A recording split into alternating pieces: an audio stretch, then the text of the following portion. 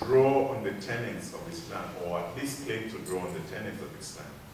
But among them, whether in Egypt, Algeria, Morocco, Tunisia, or Libya, there exist competing claims and diverse shades of interpretation of the relationship between Islam and politics. In the Horn of Africa, the patent incursion of religion into politics in a place like Somalia is common knowledge. Besides ethnic rivalry, religion remains a key factor in the failure of Somalia to organize itself and realize its potential as a viable modern state. So whether in Sudan, Nigeria, Algeria, or Somalia, the adherents of Islam do not mask their political agenda. In these countries, the seizure and direct control of the political establishment appears as a religious duty incumbent on every devout Muslim. And I would argue that this is a recipe for religious tension, violence, and conflict in the political arena of the country.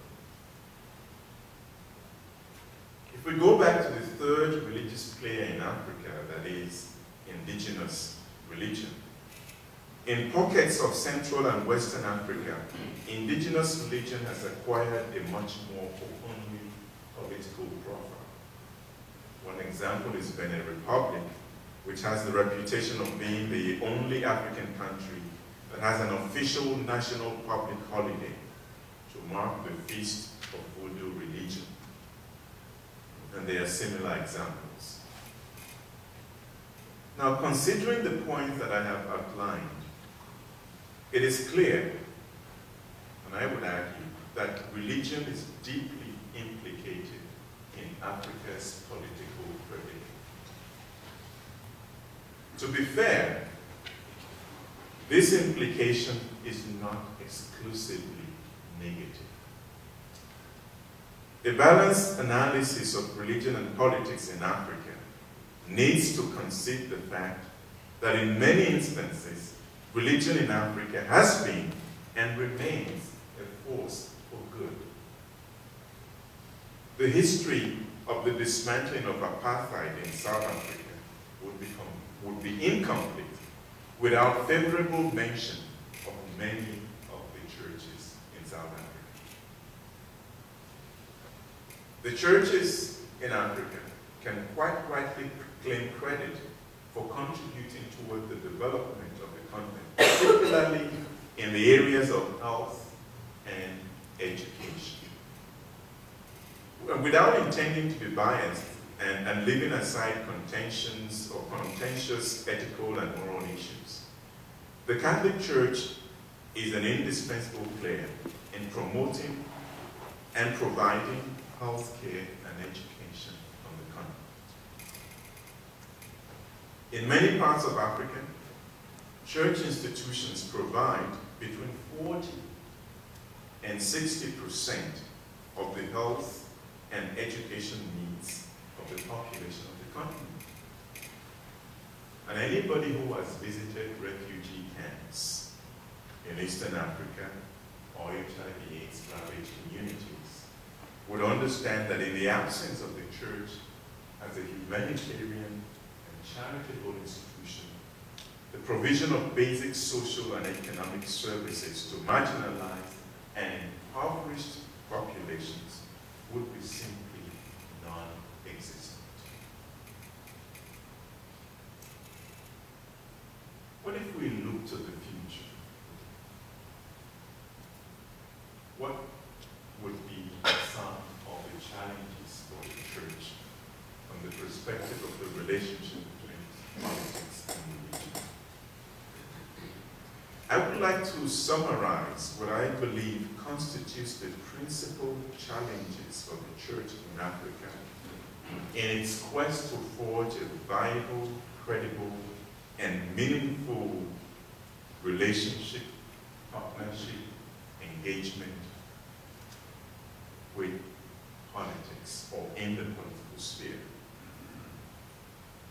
I base these observations on the premise that even though the church neither claims nor accepts a direct role in politics, it nevertheless remains politically conscious and active in the public sphere, where issues of power and economic resources come to play.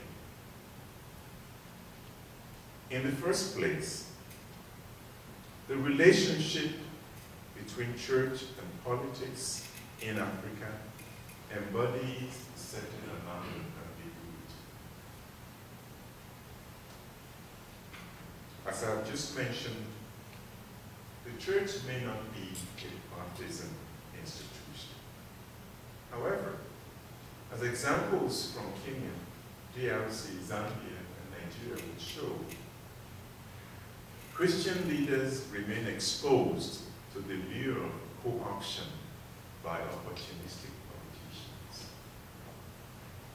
The challenge, therefore, is how to ensure that religion does not become a platform for taking partisan positions in national or regional politics, so that it can serve as an independent voice of conscience.